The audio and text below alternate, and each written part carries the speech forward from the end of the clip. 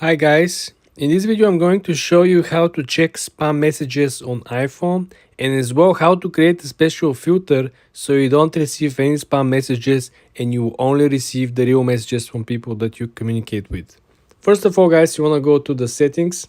You want to scroll all the way down to the actual messages settings. You want to click on messages settings, then you want to scroll down towards the section that it says filter unknown senders. Currently it's toggle out, you want to toggle in.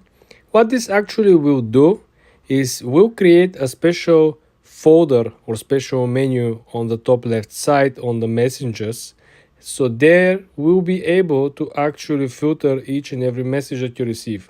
This will help you to sort messages from people that you already previously communicate with, your friends, your family members, and the messages from people that are sending you a message for the first time, meaning all the spam messages.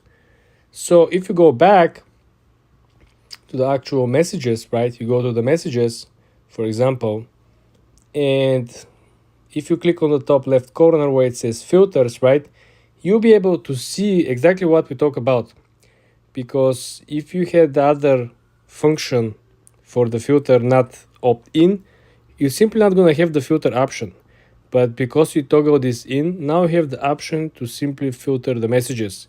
We can filter the messages by the default, which is all messages coming all together, and you simply try to find out who is sending you what.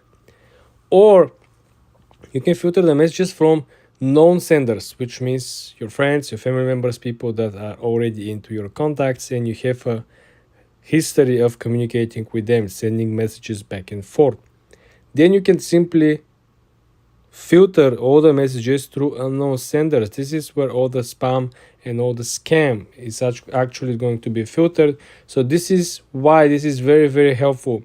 And last but not least, you will be able to filter with the messages that you haven't read. You saw them, but you probably don't have time to read them. This is why you can actually filter to all the unread messages. This is why, guys, this is very important. I hope this one helps you out.